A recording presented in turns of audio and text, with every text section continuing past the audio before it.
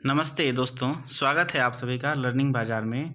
और जैसा कि पिछली क्लास में मैंने आपको बताया कि 10th क्लास में के बच्चों का जिनका एग्ज़ाम होने वाला है इस बार, उनके के लिए एसएसटी के लिए एक रिवीजन बैच के बारे में मैंने जो आपको बताया था, तो उसी के रिगार्डिंग ये मेरा उसी जो चैप्टर मैंने स्टार्ट किया था, उसी चैप्टर का ये दूसरा पार्ट है, जिसमें आज हम लोग इस चैप्टर के जो जो कि पिछले क्लास में हम लोगों ने स्टार्ट किया था रिसोर्स एंड डेवलपमेंट, उसके आगे को हम लोग उस चैप्टर के आगे के पार्ट्स को देखेंगे।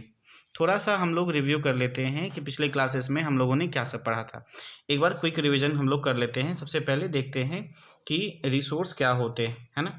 तो यहाँ आप देखें तो लिखा हुआ है everything available in our environment which can be used to satisfy our needs provided it is technologically accessible, economically feasible and culturally acceptable can termed as resources. तो ये रिसोर्स का डेफिनेशन हो गया। उसके अलावा हम लोगों ने ये भी देखा था कि ह्यूमन बीइंग अपने आप में एक रिसोर्स है, जो हमारे इन्वायरमेंट में कंपोनेंट्स जो मटेरियल्स हैं उनको ये ट्रांसफॉर्म करके अपने लिए एक रिसोर्स के तौर पे उसको यूटिलाइज करते हैं। फिर इसके बाद हम लोगों ने देखा कि रिसोर्स के अलग अलग ओरिजिन और उसके ऑनरशिप, एग्जॉस्टिबिलिटी, इन सारी चीज़ों को हम लोगों ने पिछले क्लास में, कल के क्लास में हम लोगों ने इसको देखा था।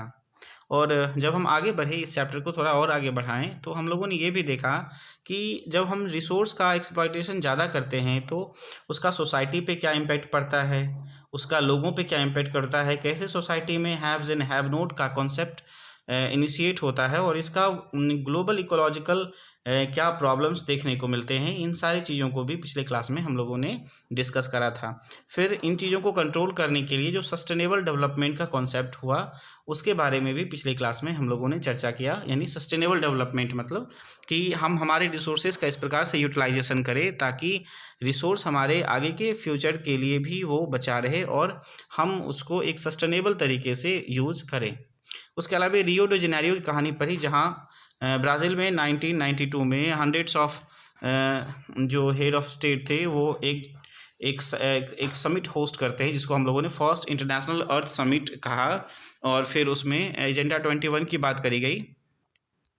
और इन सारी चीज़ों को पढ़ते हुए हम लोगों ने देखा कि रिसोर्सेज का एक इक्विटेबल डिस्ट्रीब्यूशन होना चाहिए, जिनसे सभी लोगों को एसेंशियल नीड को सेटिस्फाई करने के लिए रिसोर्स अवेलेबल हो, जिनसे ग्लोबल पीस हो सके, वैश्विक शांति हो सके।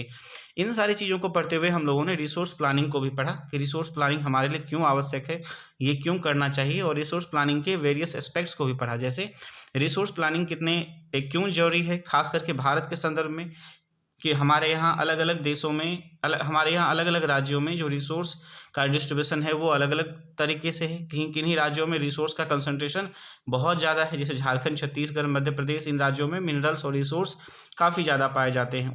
उसके अपोजिट अगर हम देखें तो राजस्थान और गुजरात जैसे राज्यों में इन रिसोर्सेज की बहुत कमी देखने को मिलती है। उसके अलावा जो कोल्ड डेजर्ट लद्दाख हैं, जो आइसोलेट है, उन जगहों पर भी रिसोर्स की कमी पाई जाती है। तो रिसोर्स का डिस्ट्रीब्यूशन या प्लानिंग हम इस तरह से करें ताकि देश के डेवलपमेंट में हम उन चीज़ों को कंक्लूड कर सके, ताकि ओवरऑल रिसोर्स प्लानिंग से क्या हो, हमारे देश का डेवलपमेंट और नेशन का डेवलपमेंट अच्छे से हो पाए। फिर हम लोगों ने आगे पढ़ा कि भारत में रिसोर्स प्लानिंग के क्या कॉन्सेप्ट्स हैं, इनको हम लोगों ने देखा। फिर हम लोगों ने ये भी देखा कि यहाँ हम लोग 3 प्रकार से रिसोर्स प्लानिंग को कर सकते हैं। जैसे पहला नंबर कि हम आइडेंटिफाई करके रिसोर्स को मैपिंग करके, सर्वे करके। दूसरा हम लोगों ने देखा कि एक प्लान बना करके इंडस्ट्रीज और इंफ्रास्ट्रक्चरल डेवलपमेंट्स करके, स्किल्ड लेबर को हायर करके। तीसरा कि इस प्रकार की प्लानिंग करें ताकि ये ओवरऑल देश के डेवलपमेंट के लिए एक यूजेबल चीज़ हो सके। तो इन सारी चीज़ों से हम लोगों ने देखा कि रिसोर्सेज की प्लानिंग भारत में किस प्रकार से कर सकते हैं। फिर बात आती है कि हिस्ट्री या जो कॉलोनिज्म का दौर चल रहा था इतिहास में, तो हम लोगों ने देखा कि यूरोपियंस जो आए वो हमारे यहाँ या दुनिया के अलग अलग देशों को जब उन्होंने अपनी कॉलोनी बनाई, तो उनका जो मेन पर्पस था वो यही था कि हम ज़्यादा से ज़्यादा रिसोर्स को गेन करें ताकि उनके यहाँ जो इंडस्ट्रियलाइजेशन का दौर चल रहा था उसके लिए वो रॉ मटेरियल अवेलेबल कर सके। साथ ही साथ इन यूरोपियन कॉलोनीज जो बने हुए थे उस समय में, उनको एक मार्केट के तौर पर भी वो अपने यहाँ के उत्पाद को, यानी प्रोडक्ट को, भारत या अन्य कॉलोनीज में वो बेच सके। फिर आता है कंजर्वेशन ऑफ रिसोर्सेज, कि हम रिसोर्सेज का कंजर्वेशन कैसे करें। इन चीज़ों को भी पिछले क्लास में हम लोगों ने अच्छे से पढ़ा था। फिर आज का जो हमारा क्लास रहने वाला है साथियों, वो आज हम लोग डिस्कस करेंगे कि लैंड कैसे एक इम्पोर्टेंट रिसोर्स के तौर पे कंसिडर किया जाता है, यानी लैंड कैसे हमारे लिए एक महत्वपूर्ण रिसोर्स है। तो चलिए इस टॉपिक को हम लोग डिस्कस करते हैं। अगर आप देखें तो यहाँ स्पष्ट रूप से लिखा हुआ है कि we live on land, we perform our economic activities on land and we can use it different ways. Thus land is a natural resource of utmost importance. It supports natural vegetation, wildlife, human life, economic activities, transport, and communication systems. However, land is an asset to of a finite magnitude, therefore it is important to use. अब देखिए कह क्या रहा है, कह रहा है कि हम लोग इस धरती पे रहते हैं, लैंड पे रहते हैं, और हम अपने सारे एक्टिविटीज जो भी रिसोर्सेज को गेन करने के हो, नेचुरल रिसोर्सेज को प्राप्त करने के हो, या जो भी इस तरह की एक्टिविटी हो, फॉर एग्जांपल अगर हम ट्रांसपोर्टेशन का काम कर रहे हैं, कम्युनिकेशन का काम कर रहे हैं, वेजिटेशन है, वाइल्ड लाइफ है, ह्यूमन लाइफ या इकोनॉमिक एक्टिविटीज है, जो भी काम या कुछ भी ऐसे कार्य हम कर रहे हैं वो सारे हम लोग धरती पे ही कर रहे हैं, भूमि पे ही कर रहे हैं। इसलिए भूमि क्या है, एक इंपॉर्टेंट रिसोर्स है। दूसरा यहाँ कह रहा है कि लैंड एक एसेट है। एसेट मतलब वैसा चीज जिसका वैल्यू समय के साथ बढ़ता है, पूंजी हमारे पास में, और ये कैसा है, ये फिनाइट है ना, निश्चित है। इसका मतलब ये हुआ कि हमारे पास जो भूमि है, जो लैंड है, वो समय के साथ उसमें वृद्धि नहीं होगी, वो बढ़ेगी नहीं। इसका मतलब ये हुआ कि हमारे पास में जो लैंड है हम उसका इस प्रकार से यूज करें ताकि कम क्षेत्र में हम ज़्यादा से ज़्यादा उससे रिसोर्स को गेन कर सके। ठीक, इंडिया के संदर्भ में अगर हम बात करें तो हमारे पास आप सभी जानते हैं कि हमारा रिलीफ फीचर्स जो है वो बहुत ज़्यादा वेराइटी रखता है। फॉर एग्जांपल हमारे यहाँ माउंटेन्स है, हमारे यहाँ प्लेट्यूज़ है, हमारे यहाँ प्लेन्स है, आइलैंड्स हैं, है ना। तो इसके कारण से आप देखेंगे कि भारत का जो रिलीफ फीचर है वो बिल्कुल डिफरेंट है, और इसी के आधार पे अगर आप कैटेगराइज करेंगे तो हमारे यहाँ अबाउट 33%, हमारे यहाँ about 33% of the land is plain. हमारे यहाँ जो प्लेन है, जो मैदानी इलाका है, वो लगभग 43% है। और वहीं अगर आप देखोगे तो उन क्षेत्रों में क्या होता है, तो जो हमें प्रोवाइड करता है फैसिलिटीज़ किन चीज़ों के लिए, तो एग्रीकल्चर के लिए हम वहाँ इंडस्ट्री लगा सकते हैं। उसके अलावा जब हम बात करें माउंटेन्स की, तो माउंटेन्स भी भारत में तकरीबन आप देखोगे तो लगभग हमारे यहाँ जो माउंटेन्स का कंसंट्रेशन है वो भी लगभग 30% के आसपास में है। और माउंटेन्स क्या करती हैं, उनसे नदियाँ निकलती हैं जो हमारे यहाँ पे वाटर को सप्लाई करती हैं। उसके अलावा टूरिज़्म को बढ़ावा मिलता है, इकोलॉजिकल एस्पेक्ट्स इसके बहुत सारे हैं। उसके अलावा अगर हम आगे देखें तो लगभग 27% एरिया जो है वो कंट्री का क्या है, प्लेट्यूज यानी पठारी क्षेत्र है। तो इसका क्या बेनिफिट है, ये जो पठारी क्षेत्र होते हैं, प्लेट्यूज होते हैं, ये मिनरल से रिच होते हैं, इनमें काफ़ी ज़्यादा मिनरल्स होता है, फॉसिल्स फ्यूल्स और फॉरेस्ट पाए जाते हैं जो हमारे लिए काफ़ी यूजफुल होते हैं। साथियों इसी का जो अगला टॉपिक है वो है लैंड यूटिलाइजेशन, यानी भूमि का यूटिलाइजेशन हम सब कैसे करें। इसको एनसीईआरटी ने 5 भाग में बांट के समझाने की कोशिश करी है, तो हम लोग समझते हैं बारी बारी से। सबसे पहले फॉरेस्ट, आप जानते हैं कि फॉरेस्ट का कितना इंपॉर्टेंस है हमारे इकोलॉजिकल एस्पेक्ट के रूप में, यानी हमारी इन्वायरमेंट के लिए फॉरेस्ट का कितना महत्व है। तो जो हमारे पास में लैंड है उसमें फॉरेस्ट भी कुछ ऐसा एरिया है जो हमारे लैंड को कवर करके रखा हुआ है। दूसरा अगर आप देखो तो यहाँ कह रहा है land not available for the cultivation, यानी हमारे पास में जो भूमि है जो कल्टीवेशन के लिए नहीं है, और उसको इन्होंने 2 भाग में बांट के रखा है।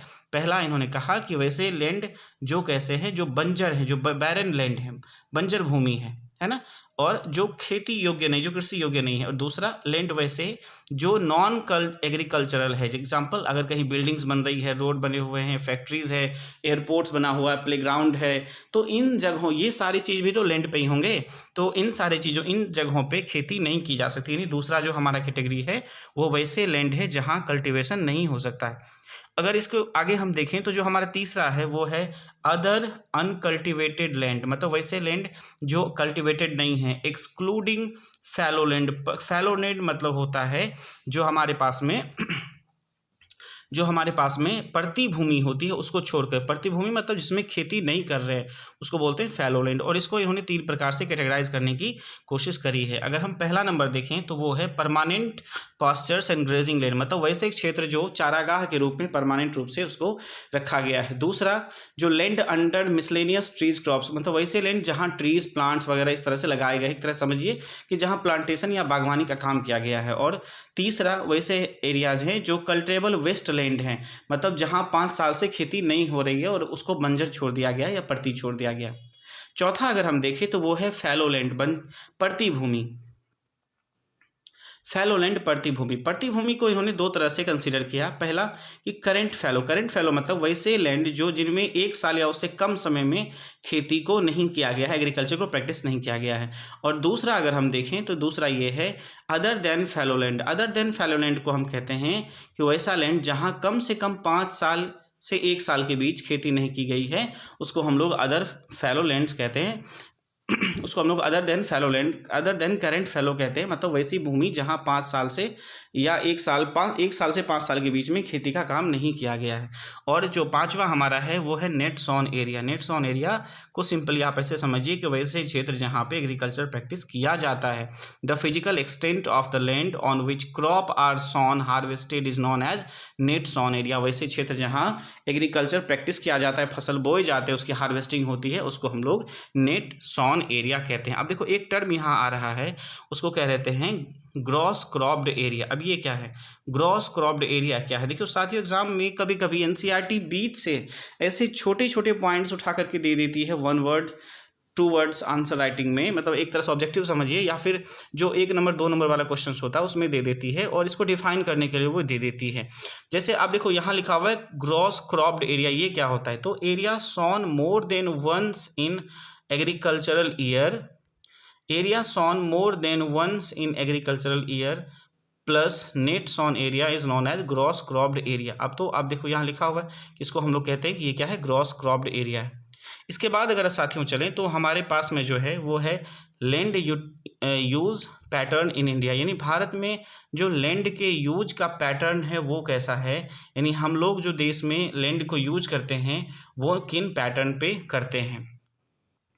चलिए इसको एक बार हम लोग अच्छे से समझने की कोशिश करते हैं। साथियों आप देखोगे तो यहाँ जो लिखा हुआ है land use pattern in India, तो आप देखो यहाँ कह रहा है the use of land is determined both by physical factors such as topography, climate, soil type as well as human factors such as population density, technological capability and culture and traditions.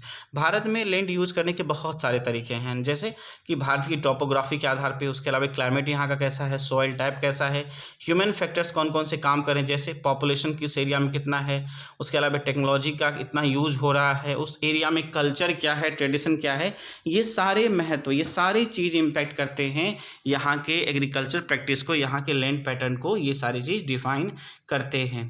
साथियों इसके बाद अगर हम देखें इस topic को आगे, तो यहाँ कह रहा है कि अगर हम भारत के एरिया की बात करें तो यहाँ कह रहा था total geographical area of India is about 3.2 million square kilometre.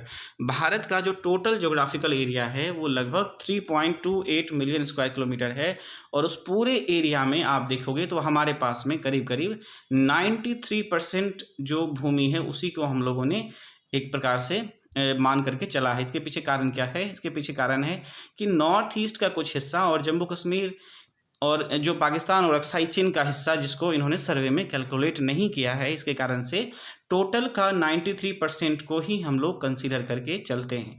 ये जो डेटा दिया हुआ आप इसको अच्छे से याद रख लीजिएगा। फिर इसके बाद अगर हम लोग देखें तो यहाँ कह रहा है कि the land under permanent postures has also decreases. हमारे यहाँ जो चारागाह हैं, जो उन चारागाहों में आप देखोगे तो उनके जो एरिया है उनमें गिरावट देखने को मिल रही है।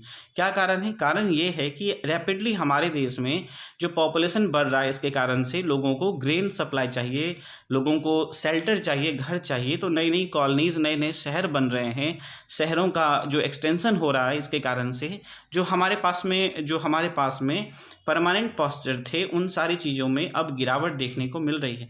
इनसे प्रॉब्लम क्या है? प्रॉब्लम ये होगी कि हमारे पास में जो कैटल्स हैं जिनकी संख्या ऑलरेडी भारत में बहुत ज़्यादा है, उनको हम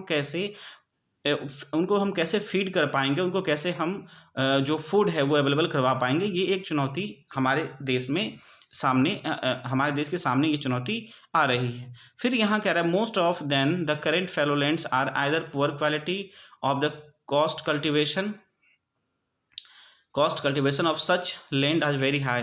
कहीं कहीं पे आप देखो कि हमारे यहाँ जो फैलो लैंड है उसकी क्वालिटी भी अच्छी नहीं है, जो फर्टिलिटी होनी चाहिए सॉइल की वो भी बहुत अच्छी नहीं है। Hence these land are cultivated once or twice about in 2 or 3 year. इसके कारण से इन खेतों में 2 या 3 सालों में एक बार ही खेती की जाती है। तो ये सारे भी कारण हैं। भारत की सिचुएशन क्या है आप देखो, यही लिखा हुआ, if these are included in the net sown area then the percentage of NSA India comes about 54%।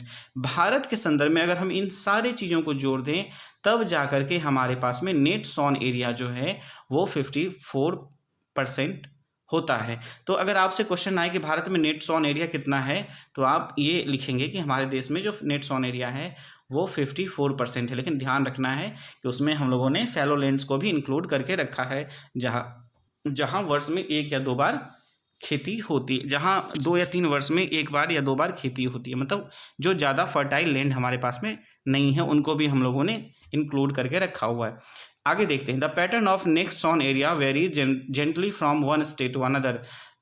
अब ये भी है कि अलग अलग राज्यों में भी नेट सॉन एरिया डिफर कर जाता है। फॉर एग्जांपल अगर आप देखोगे तो हमारे पंजाब और हरियाणा में बहुत ज़्यादा एग्रीकल्चर होता है, तो वहाँ पे नेट सॉन एरिया स्वाभाविक रूप से बहुत बढ़ जाएगा। और वहीं जब हम बात करें अरुणाचल प्रदेश, मिजोरम, मणिपुर, अंडमान निकोबार, इन सारे क्षेत्रों की, तो यहाँ आप देखोगे तो नेट सॉन एरिया जो है वो 10% से भी कम है। इसका मतलब हुआ कि उन एरियाज़ में खेती बहुत कम होती है। अब सीधी सी बात है कि जो एग्रीकल्चर प्रैक्टिस है वो बहुत सारे पैटर्न पर निर्भर करता है, जो हम आपको पिछले थोड़ी देर पहले आपको मैंने बताया था। अगर बात करें हम फॉरेस्ट की, तो हमारे यहाँ फॉरेस्ट एरिया जो है वो भी जो इंटरनेशनल पैरामीटर है 33% का, हम लोग उसको सेटिस्फाई नहीं कर रहे हैं। The forest area in the country is far lower than the desired 33% of the geographical area, है ना। जियोग्राफिकल एरिया का 33% फॉरेस्ट होना चाहिए, हम लोग उसको भी सेटिस्फाई नहीं कर रहे हैं। देन आप देखोगे तो यहाँ क्या, right was considered essential for the maintenance of ecological balance. Forest हमारे लिए आवश्यक है क्योंकि ये इकोलॉजिकल बैलेंस के लिए काफ़ी एसेंशियल होता है। उसके अलावा बहुत सारे लोगों का जीवन इन्हीं फॉरेस्ट पे निर्भर रहता है। साथियों जब हम आगे बढ़े इसी टॉपिक में तो हम लोग देखते हैं, तो यहाँ आप देखोगे तो करा part of land termed as waste land and land put to the other non agriculture uses. Waste land वैसे उनको कहते हैं जिनका एग्रीकल्चर में यूज नहीं होता है, जो एग्रीकल्चर के लिए यूजेबल नहीं है, उसको हम लोग वेस्ट लैंड के तौर पे कंसिडर करते हैं। वेस्ट लैंड कौन कौन से हो सकते हैं, जैसे रॉकी है, एरिड है, डेजर्ट एरियाज़ है ना, इन सारी चीज़ों को, या जहाँ एग्रीकल्चर पॉसिबल नहीं है उन सारी चीज़ों को, जहाँ सेटलमेंट्स हैं, रेलवेज़ है, रोड्स बने हुए, इंडस्ट्रीज़ बने हुए, इन सारी चीज़ों को हम लोग कहेंगे कि ये कैसा है, एग्रीकल्चर के लिए सुटेबल नहीं है। तो ये सारे वेस्ट लैंड के तौर पे कंसीडर किए जाएंगे in the perspective of agriculture, है ना। एग्रीकल्चर के परिदृश्य से ये जो लैंड है वो हमारे लिए क्या है, वेस्ट लैंड के तौर पे कंसीडर किया जाएगा। ठीक, अब देखिए यहाँ एक टर्म कहा गया है, आप देखोगे तो यहाँ कह रहा है वेस्ट लैंड इंक्लूड्स रॉकी, ये तो हमको बता ही दी। The continuous use of land over a long time, continuous use of land over a long period of time without taking appropriate measures to conserve and manage it, it has resulted the land degradation। कह रहा है कि अगर हम लंबे समय तक अपनी भूमि का यूज करते रहें, उनको प्रोटेक्ट ना करें, उनको अप्रोप्रिएट मेजरमेंट ना करें, उनका ध्यान ना रखें, तो ये क्या कारण बनेगा, ये कारण बनेगा डिग्रेडेशन का, भूमि क्षरण का, है ना। परिणाम क्या होगा, इन टर्म्स हैज सीरियस, है ना, repercussion on the society and the environment, जिसका सोसाइटी और इन्वायरमेंट पे बहुत ही बुरा परिणाम होने वाला है। साथियों उसके बाद जो हमारा अगला टॉपिक है वो है land degradation and conservation measures. Land degradation and conservation measures, इस टॉपिक को साथियों हम लोग डिस्कस करते हैं। तो चलिए साथियों हम लोग शुरू करते हैं। हमारा जो अगला टॉपिक है वो है land degradation and conservation measures. अब समझिए इसमें क्या कहा गया है। देखिए साथियों आप जानते हैं कि हमारे पास जो हम लोग भूमि या किसी भी रिसोर्स को यूज करते हैं वो हम लोग खुद से तो जनरेट किए नहीं है, वो हमें हमारे पेरेंट से, हमारे जो एंसेस्टर्स हैं उनसे प्राप्त हुआ है। एनसीईआरटी क्या लिखती है, कह रहा है we have shared our land with the past generations and, उसके बाद अगर आप देखोगे तो यहाँ कह रहा है we and will have to do so with the future generations too. हमें हमारे जो रिसोर्सेज हैं, जो भूमि है, वो हमें हमारे पास्ट यानी हमारे पूर्वज से भी मिले हैं और हम लोगों को इनको अपने अगले जनरेशन के लिए भी रखना है। इसी में कहा गया 95% of our basic need for food, shelter, clothing obtain from the land. हम अपने ज़रूरतों का लगभग 95% जो है वो हम लोग लैंड से ही प्राप्त करते हैं। उसके अलावा human activities have not only brought about degradation of land but also have aggravated the pace of natural forces causes damage land. कह रहे केवल मानव की एक्टिविटी के कारण ही लैंड डिग्रेडेशन नहीं होता है, बल्कि नेचुरल काउजेज भी बहुत सारे हैं जिनसे आप देखोगे कि लैंड डिग्रेडेशन होते हैं। लेकिन इन सारी चीज़ों में आप गौर करो तो जो मानव का जो ह्यूमन एक्टिविटी है वो सबसे ज़्यादा लैंड डिग्रेडेशन को इम्पैक्ट करता है। अगर हम कुछ ह्यूमन एक्टिविटीज़ की बात करें जिनसे लैंड डिग्रेडेशन होता है, तो आप देखो यहाँ लिखा हुआ some human activities such as deforestation, over grazing, mining and quarrying too have contributed the significantly in land degradation. कह रहा है माइनिंग हो गया, ओवर ग्रेजिंग हो गया, क्वायरिंग हो गया, डिफॉरेस्टेशन, ये सारे ऐसे एक्टिविटी हैं जिनसे हमारे यहाँ लैंड डिग्रेडेशन की समस्या काफ़ी बढ़ रही है। जैसे अब यहाँ एग्जांपल देके समझाने की कोशिश की गई है। Mining sites are abundant after excavation work in complete living deep scars and traces overburdening. कह रहा है कि जो माइनिंग्स होती है उनमें से जो मिनरल्स निकाले जाते हैं उसके बाद जो कैविटी क्रिएट हो जाती है ये भी डिग्रेडेशन का एक काउज है। उसके अलावा in states like Jharkhand, Chhattisgarh, Madhya Pradesh, Orissa, deforestation due to the mining have cause severe land degradation. उसके अलावा जो डिफॉरेस्टेशन हो रहा है छत्तीसगढ़ में, मध्य प्रदेश में, उड़ीसा में, इन सारी चीज़ों में वो भी हमारे यहाँ पे लैंड डिग्रेडेशन का कारण बनता है। उसके अलावा स्टेट लाइक गुजरात, राजस्थान, मध्य प्रदेश, महाराष्ट्र, इन सारे राज्यों में जो ओवर ग्रेजिंग है ये भी आप देखोगे तो जो ओवर ग्रेजिंग हो गया ये भी क्या है, ये जो कारण है किन चीज़ों का, तो ये कारण है लैंड डिग्रेडेशन का। फिर आपको हम बताएं कि जो डिफॉरेस्टेशन ये भी एक काउज है लैंड डिग्रेडेशन का। तो ये सारे ऐसे फैक्टर हैं जो हमारे यहाँ पे लैंड डिग्रेडेशन करते हैं। फिर आप देखोगे जहाँ जो पंजाब और हरियाणा जैसे राज्यों में जो ओवर इरीगेशन की समस्या, यानी लोग जो खेतों में सिंचाई का काम ज़्यादा करते हैं वो भी एक लैंड डिग्रेडेशन के काउज के तौर पे कंसीडर किया जाता है। उसके अलावा मिट्टी की जो क्वालिटी है, जो सॉइल की प्रॉपर्टी है, वो भी उससे इम्पैक्ट होती है।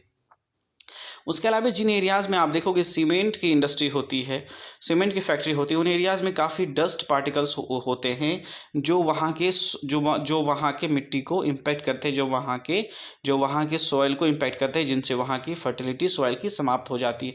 तो ये सारे ऐसे फैक्टर हैं जिनमें आप देखोगे कि हमारा जो सॉइल है वो डिग्रेड हो जाता है, उसकी क्वालिटी धीरे धीरे ख़राब होनी शुरू हो जाती है। फिर उपाय है कि इसको हम कैसे रोकें, है ना। इनको रोकने का क्या उपाय है, कह रहा है there are many ways to solve the problems. इन प्रॉब्लम को सॉल्व करने के बहुत सारे तरीके हैं। जैसे यहाँ कह रहा है कि सबसे पहले तो एफॉरेस्टेशन करना चाहिए, पेड़ ज़्यादा लगाना चाहिए। उसके अलावा and proper management of grazing, जो हमारे यहाँ चारागाह हैं उनका हम सही तरीके से मैनेजमेंट करें। उसके अलावा कैन हेल्प एक्सटेंड, फिर प्लांटिंग शेल्टर बेल्ट्स बना करके, यानी हम जो पेड़ लगाएं इस हिसाब से लगाएं कि वो एक प्रकार से शेल्टर की तरह काम करे। उसके अलावा control over grazing, shelter belts बना करके भी हम लोग ओवर ग्रेजिंग को कंट्रोल कर सकते हैं। फिर अगर हम आगे देखें तो stabilization of sand dunes by over growing thorny bushes, जो सेंट ड्यून्स का निर्माण होता है डेजर्ट वाले इस एरिया में, वहाँ पे हम थ्रोनी बुशेस लगा करके भी हम इसको स्टेबलाइज कर सकते हैं, रोक सकते हैं। तो ये सारे ऐसे मेथड्स हैं जिनसे हम लोग क्या कर सकते हैं, सॉइल डिग्रेडेशन के प्रॉब्लम्स को रोक सकते हैं, उसको कम कर सकते हैं। फिर आता है भारत में सॉइल एज अ रिसोर्स के तौर पे कैसे यूज किया जाता है, सॉइल एज अ रिसोर्स। साथियों अगर हम सॉइल एज ए रिसोर्स की बात करें तो हम देखते हैं soil is most important renewable natural resources. कभी कभी बच्चे कंफ्यूज कर जाते हैं कि सॉइल किस प्रकार के रिसोर्स हैं। तो आप देखो स्पष्ट लिखा हुआ है soil is a renewable natural resources, क्योंकि सॉइल लगातार बनती रहती है, मिट्टी सतत रूप से उसका निर्माण होते रहता है। इसी में हम आगे देखें तो it is a medium of plant growth and support different types of living organism on the earth. Question पूछता है कि सॉइल है क्या, तो सॉइल एक मीडियम है, एक माध्यम है जो प्लांट को ग्रो करने के लिए एक इन्वायरमेंट क्रिएट करता है। उसके अलावा यहाँ और भी बहुत सारे ऑर्गेनिज्म ग्रो करते हैं। उसके बाद देखिए तो soil is a living system, it takes million of years to form soil up to a few centimetre depth. Soil लंबे बहुत सालों में मिलियंस ऑफ ईयर्स लगता है कुछ सेंटीमीटर सॉइल के डेप्थ का निर्माण होने में। रिलीफ, पेरेंट रॉक और bed rock, climate, vegetation and other forms of life and time are important factors for the formation of soil. Soil के बनने के लिए रिलीफ, उसके अलावा पेरेंट रॉक, है ना, बेड रॉक, वेजिटेशन, क्लाइमेट, ये सारी चीज़ निर्भर करते हैं सॉइल के फॉर्मेशन पे। फिर अगर आप देखोगे तो various forces of nature such as change in temperature, action of running water, wind and glaciers activities, ये सारे भी फैक्टर ऐसे हैं जो सॉइल के फॉर्मेशन को एक प्रकार से इम्पैक्ट करते हैं। उसके अलावा साथियों अगर आप देखो तो ये देखो, ये सॉइल के जो है ये सॉइल प्रोफाइल दिया गया इस प्रकार से। इसके बाद अगर आप साथियों देखो तो यहाँ कह रहा है soil is equally important, soil भी हमारे लिए काफ़ी महत्वपूर्ण है। Soil also consist of organic and inorganic material, soil में भी ऑर्गेनिक और इनऑर्गेनिक मटेरियल्स होते हैं। आप लोगों ने शुरू में ही पढ़ा था on the basis of origin, organic resources and inorganic biotic resources और अबायोटिक रिसोर्सेज। तो यहाँ कह रहा है सॉइल कैसा होगा, ऑर्गेनिक होगा और इनऑर्गेनिक मटेरियल सॉइल में पाए जाते हैं। अब देखो यहाँ कह रहा है on the basis of the factors responsible for the soil formation, कह रहा है सॉइल फॉर्मेशन के बेसिस क्या, कौन कौन से ऐसे फैक्टर हैं। देखो on the basis of the factors responsible for soil formation, soil formation के फैक्टर्स कौन कौन से हो सकते हैं, उसके निर्माण के फैक्टर कौन कौन से हो सकते हैं। तो आप देखो यहाँ से कलर के आधार पे, थिकनेस के आधार पे, टेक्सचर, एज यानी कितने समय में कौन सी मिट्टी बनी, उसके अलावा केमिकल एंड फिजिकल प्रॉपर्टीज़ के आधार पे सॉइल को इंडिया में अलग अलग प्रकार से कैटेगराइज किया गया है। सबसे पहले आप देखो यहाँ लिखा हुआ है क्लासिफिकेशन ऑफ सॉइल, सॉइल का क्लासिफिकेशन। साथियों जब हम बात करें कि जो सॉइल का क्लासिफिकेशन है वो किस आधार पे किया गया है, तो आप देखोगे कि हमारे देश में जो सॉइल का क्लासिफिकेशन है, क्लासिफिकेशन ऑफ सॉइल, वो क्या है, वो अलग अलग चीज़ों पे निर्भर करता है। जैसे कि भारत का लैंडफॉर्म कैसा है, यहाँ के क्लाइमेटिक रियलिज्म है वो कैसा है, वेजिटेशन का टाइप कैसा है। तो ये सारे ऐसे फैक्टर हैं जो भारत में आप देखोगे कि यहाँ के सॉइल के प्रॉपर्टी को, सॉइल के टाइप को या सॉइल के फॉर्मेशन को बताते हैं। और इस आधार पे भारत में कुल मिलाकर के 6 अलग अलग टाइप के जो यहाँ सॉइल के प्रॉपर्टी सॉइल दिए गए हैं। सबसे पहला नंबर अगर आप देखो तो आप देखोगे कि ये अलुवियल सॉइल के बारे में यहाँ बताया गया। अलुवियल सॉइल कुछ और नहीं बल्कि इसको हम लोग जलोढ़ मृदा भी कहते हैं। ये अलुवियल सॉइल को जलोढ़ मृदा भी कहा जाता है। कह रहा है this is most widely spreaded and important soil, ये सबसे ज़्यादा स्प्रेड और इम्पोर्टेंट सॉइल है, यानी हमारे देश में सबसे ज़्यादा इसी प्रकार के सॉइल का जो फैलाव है ना। और उसके अलावा आप देखोगे कह रहा है in fact the northern plain of the India, उसमें अलुवियल सॉइल का ही कंसंट्रेशन पाया जाता है। इस सॉइल के अगर हम बनावट को देखें तो ये सॉइल जो है 3 मुख्य हिमालयन रिवर, जैसे आप देखोगे इंडस रिवर सिस्टम, उसके अलावा गंगा रिवर सिस्टम और ब्रह्मपुत्रा रिवर सिस्टम के नदियों द्वारा लाई गई जो नई प्रकार की मिट्टी है उससे इसका निर्माण होता है। उसके अलावा ये जो सॉइल है इसका फैलाव आप देखोगे तो ये राजस्थान और गुजरात के क्षेत्रों में भी थोड़ा बहुत देखने को मिलता है। साथ ही साथ आप पाओगे कि ये जो सॉइल है ये कोस्टल रीजन में भी पाया जाता है, स्पेशली जो ईस्टर्न कोस्टल रीजन है उसमें देखने को मिलता है। महानदी का, गोदावरी और कृष्णा नदी के द्वारा जो डेल्टा का निर्माण होता है उन डेल्टा में जो सॉइल है वो भी अलुवियल सॉइल ही पाया जाता है। अगर हम मैप में थोड़ा बहुत देखें तो मैप में आप पाओगे कि जो भारत का ये वाला जो क्षेत्र है, ये वाला जो क्षेत्र है ये पूरी तरह से आप देखोगे तो ये पूरी तरह से क्या है, इस एरिया में अलुवियल सॉइल पाया जाता है। उसके अलावा जो हमारा नॉर्दर्न बेल्ट है, नॉर्दर्न बेल्ट जो हमारा है उस नॉर्दर्न बेल्ट में भी अलुवियल सॉइल का कंसंट्रेशन पाया जाता है। नॉर्दर्न बेल्ट कहने का मतलब कि आप देखो ये वाला जो पूरा पार्ट है, इस पूरे पार्ट में हमारा जो है अलुवियल सॉइल का कंसंट्रेशन पाया जाता है। ठीक, उसके बाद अगर आप देखोगे तो यहाँ कह रहा है alluvial soil consist of various proportion of sands, silt and clay. Alluvial soil में सिल्ट, सैंड और क्ले का अलग अलग प्रोपोर्शन में ये मिक्सअप रहता है। As move islands towards the river valleys soil particles appear यहाँ कह रहा है कि अब देखो as move inland towards the river valleys soil particles appear somewhat bigger in size in upper reaches the river valleys that is near the plane of the bank of the slopes and soil are coarse and such soil are more common Piedmont and plain are द्वार, दून और chaos. और इसी soil को अलग अलग जगहों पे आप देखो, किसी जगह पे द्वार, किसी जगह पे चौस, किसी जगह पे तराई। ये जो है आप कहने का मतलब कि अगर माउंटेन के कॉन्टेक्स्ट से अगर हम इसके फैलाव को देखें तो जैसे जैसे हम माउंटेन से प्लेन की तरफ उतरते हैं तो ये जो सॉइल है, जो अलुवियल सॉइल है, उसको अलग अलग जगहों पे अलग अलग नामों से जाना जाता है। जैसे कहीं इसको द्वार, कहीं इसको चौस, कहीं इसको तराई, इस प्रकार से इसको अलग अलग नामों से जाना जाता है। अगर हम थोड़ा और आगे बढ़े तो यहाँ कह रहा है अगर हम इसके साइज़ के अलावा अगर हम बात करें apart from the size of their grains or components. Soil also described as the basis of their age. कह रहा है कि सॉइल का जो कंपोनेंट्स है या जो उसमें जो ग्रेन्स यानी जो उसके बनावट उसके अगर हम छोड़े, अगर हम एज की बात करें, एज के आधार पर भी बात करें, तो जो अलेवल सॉइल है वो दो तरह के होते हैं, एक जिसको हम कहते हैं बांगर और दूसरा जो है खादर। बांगर को हम लोग ओल्ड सॉइल भी कहते हैं, पुरानी मिट्टी भी कहते हैं, और खादर जो है वो नई प्रकार की मिट्टी होती है। साथियों, बांगर सॉइल में जो कंकर का कंसंट्रेशन ज़्यादा पाया जाता है, कंकर नूडल्स उसमें ज़्यादा पाए जाते हैं खादर की तुलना में। उसके अलावा it has more fine particles and more fertile land than bangar. कह रहे हैं कि ये जो खादर होते हैं ये बांगर की तुलना में ज़्यादा फर्टाइल होते हैं। Alluvial soil has a whole कुल मिलाकर के अगर हम कहें तो अलेवल सॉइल कम्प्लीटली काफ़ी फर्टाइल लैंड होता है। Mostly these soil contain adequate proportion of potash, phosphatic acid, lime which ideal for the growth of sugar cane, paddy, wheat and other. अब समझो, कहने का मतलब ये है कि इन सॉइल में क्या होता है, जो पोटास है, फॉस्फेटिक एसिड है, उसके अलावा जो लाइम है, ये सारे बहुत अच्छे मात्रा में पाए जाते हैं जिनसे शुगर कैन, पैडी है, इस प्रकार के जो भी ग्रेन्स है उसका प्रोडक्शन होता है। ड्यू टू हाई फर्टिलिटी चूँकि इस मिट्टी की फर्टिलिटी ज़्यादा होती है, इसके कारण से reasons of alluvial soil are intensively cultivated, और इसके कारण से इस क्षेत्रों में काफ़ी खेती होती है, काफ़ी सघन खेती होती है। उसके अलावा यहाँ का पॉपुलेशन भी काफ़ी डेंस होता है। आप जानते हो कि जहाँ खेती ज़्यादा अच्छी होगी, मिट्टी उपजाऊ होगी, वाटर की अवेलेबिलिटी होगी, तो ये सारे कारण उस एरिया में पॉपुलेशन डेंसिटी के होते हैं, है ना। फिर यहाँ कह रहा है कि soils in drier than more alkaline and can be produce after the proper treatment and irrigation. कह रहा है कि जो इस एरिया में जो अल्कलाइन सॉइल टाइप होता है, जहाँ मिट्टी थोड़ी अच्छी नहीं है, अगर उसको अच्छा ट्रीटमेंट किया जाए, मतलब वहाँ पे इरीगेशन की सुविधा बेहतर की जाए, तो भी इस एरिया में क्या होगा कि जो ग्रेन का प्रोडक्शन है वो बढ़ जाएगा। ठीक बात। इसके बाद हम लोग देखते हैं हमारा ब्लैक सॉइल के बारे में, यानी जो काली मिट्टी है, ब्लैक सॉइल के बारे में साथियों हम लोग देखते हैं।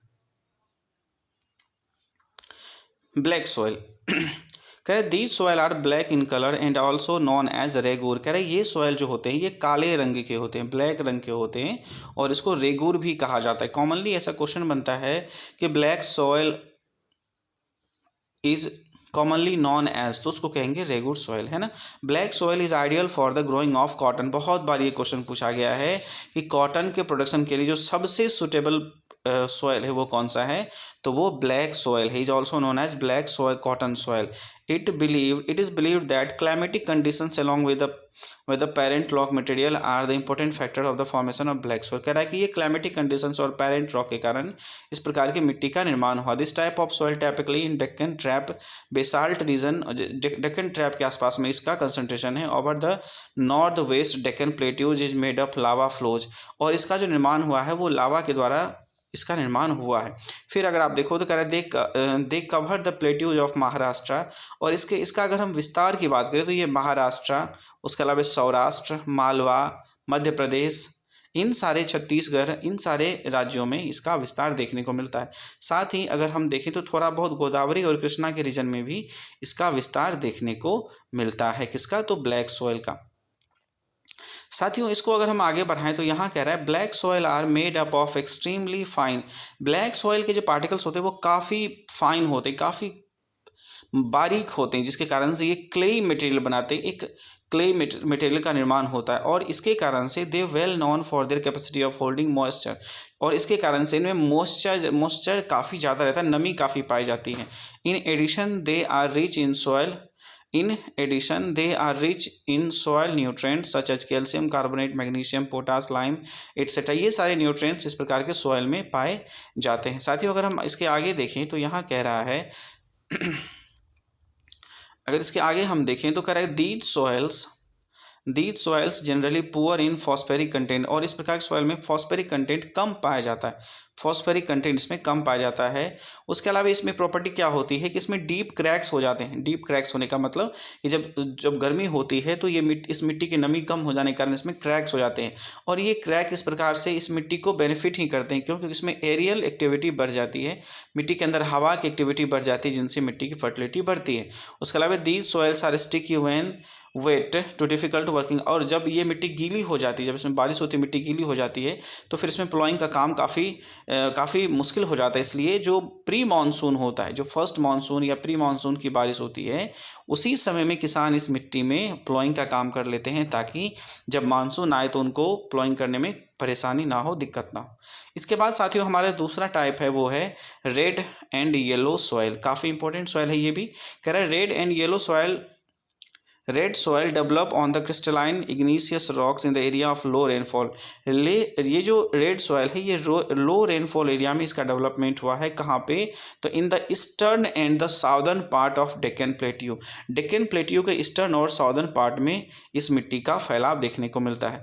Yellow and red soil are also found in the part of Orissa, Chhattisgarh, southern part of the middle Ganga plain along with the piedmont zone of west Ghat. समझिए, कह रहा है कि इस मिट्टी का अगर हम फैलाव देखें तो ये आपको कहाँ मिलेगा? तो उड़ीसा में, छत्तीसगढ़ में, southern part of middle Ganga plain में, उसके अलावा जो पिडमोंट एरिया, जो वेस्टर्न घाट है, यानी वेस्टर्न घाट के क्षेत्रों में भी इसका थोड़ा बहुत फैलाव देखने को मिलता है। These soil develop a reddish colour due to the diffusion of iron. कहते हैं इस सॉइल का कलर लाल इसलिए होता है क्योंकि इस मिट्टी में आयरन की मात्रा इसमें पाई जाती है, आयरन की मात्रा इसमें पाई जाती है। उसके अलावा आप देखोगे तो यहाँ कह रहा है in crystalline and metamorphic rocks it looks yellow when it occurs in hydrated form. और ये जब येलो होता है कब? जब इसमें पानी मिक्स होता है तो ये येलो हो जाता है। हाइड्रेटेड होने के बाद ये बिल्कुल येलो हो जाता है। साथियों इसके बाद जो हमारा अगला सॉइल है वो है लेटेराइट सॉइल।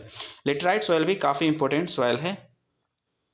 आप देखो, कह रहे हैं laterite has been derived from the Latin word later which means brick. कह रहे लेटराइट वर्ड जो है वो लेटिन वर्ड लेटर से लिया गया, इसका मतलब होता है ब्रिक, ईट, है ना। Laterite soil develop under the tropical and sub tropical climate with alternate wet and dry season. कह रहे इस मिट्टी की खासियत ये होती है कि ये सब ट्रॉपिकल और ट्रॉपिकल दोनों जोन में ये डेवलप होते हैं, और इसमें वेट और ड्राई सीजन में भी ये डेवलप हो जाते हैं। फिर आप देखोगे तो यहाँ कह रहे this soil is result for the intense leaching due to the heavy rainfall है। काफ़ी बारिश होने के कारण भी इस सॉइल फॉर्मेशन में एक प्रकार से देखो तो हेल्प मिलती है। यहाँ कह रहा है कि ये जो मिट्टी होती है आप देखो ये एसिडिक नेचर की होती है। इसके कारण से क्या होगा? दूसरा है कि आप पाओगे कि ये जो है इसका अगर हम एक्सटेंशन देखें, इसका विस्तार देखें तो ये जनरली उड़ीसा में, उसके अलावा वेस्टर्न घाट में, महाराष्ट्र में, इन सारे राज्यों में इसका विस्तार देखने को मिलता है। साथ ही वेस्ट बंगाल और नॉर्थ ईस्ट रीजन में भी इस प्रकार के मिट्टी का विस्तार देखने को मिलता है। साथियों ध्यान रखना है कि ये कहाँ पाया जाएगा? जहाँ हाई रेनफॉल होता है, जहाँ हैवी रेनफॉल होता है, जहाँ ज़्यादा बारिश होती है उन एरियाज़ में, जहाँ ज़्यादा बारिश होती है उन एरियाज़ में ये देखने को हम लोगों को मिलता है, ये देखने को हम लोगों को मिलता है।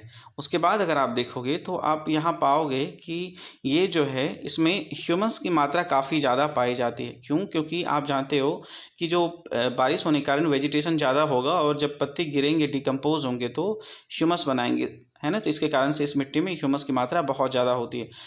यहाँ कह रहा है but under sparse vegetation and semi arid environment it is generally humus poor. लेकिन वैसे एरिया जहाँ पे जो सेमी एरिड एरिया है उन एरिया में ह्यूमस कम पाया जाता है, उन एरिया की मिट्टी में ह्यूमस कम पाया जाता है ना।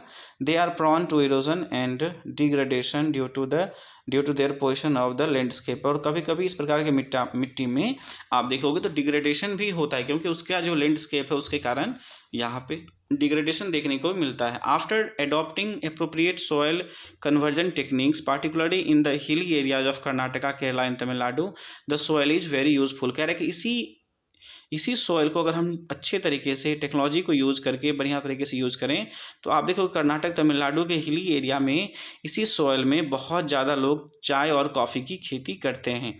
साथ ही जो लेटराइट सॉइल है तमिलनाडु का है, जो लेटेराइट सॉइल तमिलनाडु और आंध्र प्रदेश, केरला में, वहाँ पे आप देखो कैशो नट की खेती वहाँ उस एरिया में काफ़ी ज़्यादा होती है।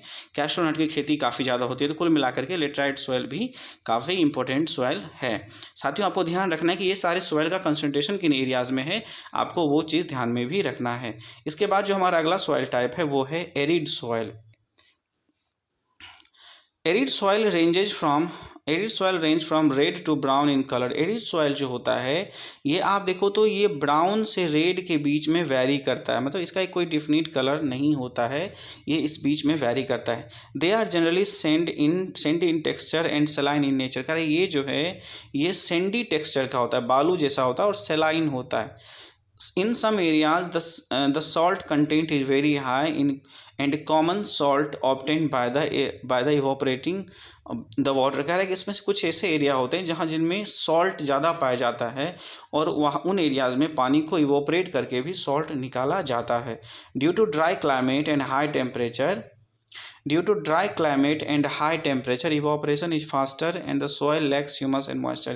कह रहा है कि गर्मी और टेम्परेचर हाई रहने के कारण इस प्रकार के सॉइल में जो इवोपरेशन है वो काफ़ी ज़्यादा हाई होता है, इसके कारण से ह्यूमस और जो मॉइस्चर है वो ख़त्म हो जाता है ना। तो ये चीज़ है। उसके अलावा यहाँ आप देखो तो कह रहा है कि अगर प्रॉपर इरिगेशन किया जाए, अगर प्रॉपर इरिगेशन किया जाए इस प्रकार की भी मिट्टी में, तो ये क्या होगी, कल्टीवेबल हो जाएगी और यहाँ भी आप देखो कल्टीवेशन का काम हो सकता है। और कुछ ऐसा ही प्रयास किया गया कहाँ पे, तो वेस्टर्न राजस्थान के क्षेत्र में ऐसा ही प्रयास किया गया कि जो एरिड सॉइल है उसमें इरिगेशन की व्यवस्था करके वहाँ भी उसको कल्टीवेबल बनाया गया। साथियों, जो हमारा आखिरी और अंतिम जो टाइप है वो है फॉरेस्ट टाइप। कह रहे these soil are found in the hilly and mountainous areas where sufficient rain forest are available. कह रहे ये वैसे क्षेत्र में पाए जाते हैं माउंटेनियस और हिली एरियाज में जहाँ सफिशिएंट रेनफॉल फॉरेस्ट पाए जाते हैं।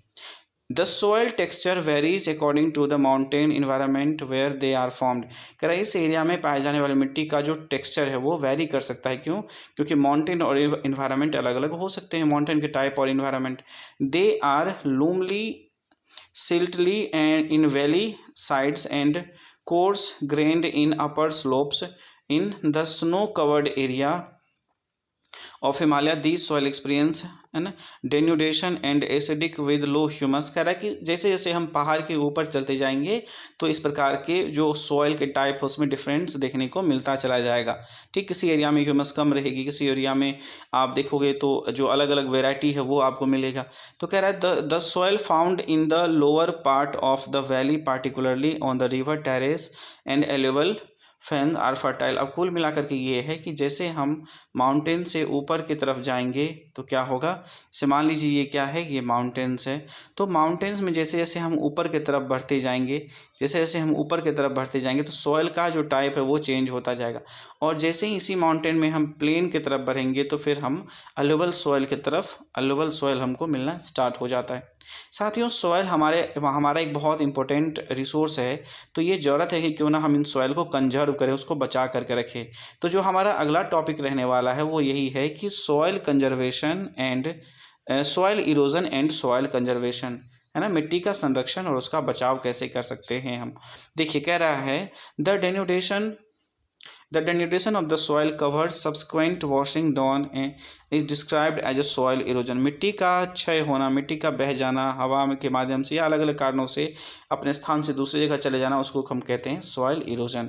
The process of soil formation and erosion go on simultaneously and generally there is a balance between two। कह रहा है soil erosion और soil का जो डिग्रेडेशन है या जो इरोजन है वो जो फॉर्मेशन है जो सॉइल का, उसके अलावा जो इरोजन है, दोनों एक साथ ही चलती है और दोनों के बीच में बैलेंस बना रहता है। कुल मिलाकर के कि मिट्टी का निर्माण होना और मिट्टी का चयन होना दोनों एक ही साथ चलती है और दोनों के बीच में बैलेंस रहता है। लेकिन दिक्कत तब आती है जब ये बैलेंस गड़बड़ा जाता है, इसमें कोई प्रॉब्लम आती है। कह रहा है sometimes this balance is disturbed due to human activity like deforestation, over grazing, construction and mining. कह रहा है कभी कभी ह्यूमन एक्टिविटी जैसे डिफॉरेस्टेशन, उसके अलावा ओवर ग्रेजिंग, कंस्ट्रक्शन, माइनिंग, इन सारी एक्टिविटी के कारण क्या होता है आप देखोगे तो हमारा जो सॉइल और का फॉर्मेशन और इरोजन का जो बैलेंस है वो क्या होता है, डिस्टर्ब हो जाता है।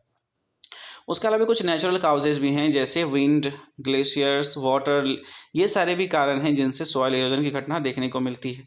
उसके अलावा आप देखोगे तो फिर यहाँ पे कह रहा है जैसे कुछ एग्जांपल्स दिए गए हैं, जैसे चंबल बेसिन, ये जो है एग्जांपल है।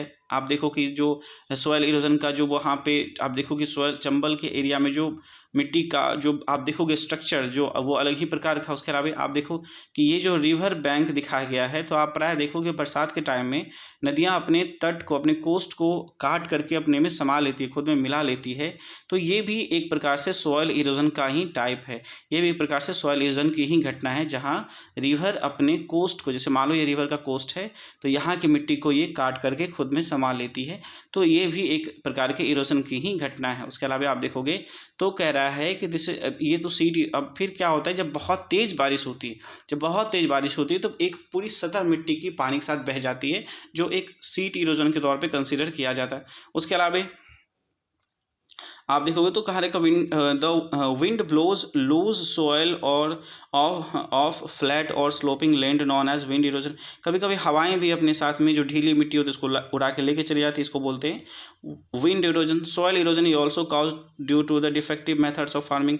कभी कभी सॉयल इरोजन की घटना जो है वो डिफेक्टिव मेथड ऑफ फार्मिंग जो है, मतलब गलत तरीके से अगर हम फार्मिंग करें तो ये भी सॉयल इरोजन का एक कारण बनता है। जैसे आप समझो कि यहाँ कह रहा है कि जब that is up and down slope from form channels of the quick flow of the water leading soil erosion। जैसे मान लो कि माउंटेन पे, जैसे मान लो कि माउंटेन पे अगर खेती करनी है, जैसे ये माउंटेन है, इस पे अगर खेती करना है तो इस प्रकार से हम प्लॉइंग ना करें, मतलब from top to bottom ploughing ना करें, बल्कि हम प्लॉइंग कैसे करें, हम इस प्रकार से काउंटर टाइप से इस प्रकार से प्लॉइंग करें तो क्या होगा कि जब पानी का फ्लो है वो नीचे की तरफ नहीं आएगा, इससे मिट्टी नहीं बहेगी। तो ये भी टेक्निक हम लोग यूज कर सकते हैं सॉइल इरोजन को रोकने के लिए। उसके अलावा देखो कि यहाँ कह रहा है ploughing along the contour lines can decelerate the flow of water down to the slopes. कह रहा है कि अगर हम काउंटर लाइंस में प्लॉइंग करें तो पानी के फ्लो को हम लोग कम कर सकते हैं, उसकी गति को धीमी कर सकते हैं। This is called counter ploughing, और यही क्या है, काउंटर प्लॉइंग है। उसके अलावा यहाँ देखो steps can be cut out on the slopes making terrace farming. उसके अलावा टेरेस कल्टीवेशन या टेरेस फार्मिंग के माध्यम से भी, यानी सीढ़ी नुमा खेती बना करके भी हम लोग क्या कर सकते हैं, सॉइल के इरोजन को रोक सकते हैं। और प्रायः ये जो आप देखोगे वेस्टर्न और सेंट्रल हिमालयाज में इस प्रकार की फार्मिंग अभी भी की जाती है।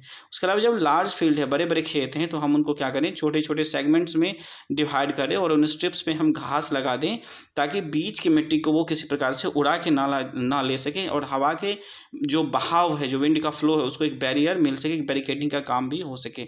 अब देखो कह रहा है दिस मेथड इज यूज्ड, इसको उसके तो यहाँ पे कह रहा है, आप देखो large fields can be divided into strips of grass are left to grow between the crops, this break up the force of the winds, this method is called strip cropping. और इसको हम लोग कहते हैं स्ट्रिप क्रॉपिंग। यानी अगर हम क्या करें लार्ज फार्म के हम मेड़ पे, है ना, खेतों के मेड़ पे अगर हम छोटे छोटे घास लगा दें, यानी जो हर्ब्स या जो सर्ब्स लगा दें या बुशेस लगा दें, इनसे क्या होगा, जो हवा का जो ब्लो है वो टूट जाएगा और इससे क्या होगा कि मिट्टी का चयन कम हो जाएगा। फिर यहाँ कह रहा है प्लांटिंग लाइन्स ऑफ, यहाँ देखो planting lines of trees to create shelter also works in a similar way. उसके अलावा हम लोग क्या कर सकते हैं, पेड़ भी लगा सकते हैं मेड़ पे, ये भी क्या करेगा, एक शेल्टर के तौर पे कंसीडर किया जाएगा। फिर कह रहा है rows of such trees are called shelter belts, और पेड़ के इसी रॉ को हम लोग क्या कहेंगे, शेल्टर बेल्ट के तौर पे इसको हम लोग कहते हैं। These shelter belts have contributed significantly to the stabilisation of sand dunes in stabilising the desert in the western India. और ये जो शेल्टर बेल्ट्स होते हैं, ये आप देखोगे तो जो हमारा वेस्टर्न राजस्थान वाला क्षेत्र है, उन क्षेत्रों में इन शेल्टर बेल्ट्स का यूज काफ़ी ज़्यादा किया जाता है, जहाँ पे हम लोग सॉइल इरोजन को रोकने के लिए वो लोग इन मेथड का इस्तेमाल करते हैं। साथियों, ये जो हमारा पूरा चैप्टर था, इसको हम लोगों ने आज रिवीजन किया। उम्मीद है आपको वीडियो अच्छा लगा होगा। आप लोग इस वीडियो को पूरा अगर सुनेंगे तो आपको ऐसा लगेगा कि चैप्टर के जो सारे पॉइंट्स हैं वो आपको कवर हो जाएंगे, और आप उम्मीद है कि आप इस चैप्टर को अच्छे से देखिएगा, वीडियो को अच्छे से समझिएगा, सुनिएगा, ताकि आपको चैप्टर अच्छे से रिवाइज हो सके। साथियों, इसमें बहुत जगह त्रुटि हो सकती है, तो आप इसे नज़रअंदाज करेंगे और आप फोकस करेंगे उन चीज़ों को जो इस चैप्टर के कंटेंट से रिलेटेड है और जो आपके एग्ज़ाम के लिए हेल्पफुल है। होप कि आपको वीडियो अच्छा लगे, और आपको अगर वीडियो अच्छा लगे तो चैनल पे कमेंट करिए, वीडियो पे कमेंट करिए, और इसको चैनल को सब्सक्राइब भी करिए, अपने दोस्तों को भी शेयर करिए, और साथ ही साथ अपने फ्रेंड्स को से भेजिए, लाइक करिए, सब्सक्राइब करिए। और इसके बाद जस्ट हम अगला वीडियो यानी कल देखते हैं, और कल एक नया वीडियो डालेंगे, ज्योग्राफी का तो नहीं, कोई और सब्जेक्ट का, मे बी सिविक्स या फिर हम हिस्ट्री का चैप्टर 1 डालें। तो होप कि आप एंजॉय करेंगे। बहुत बहुत आपका धन्यवाद।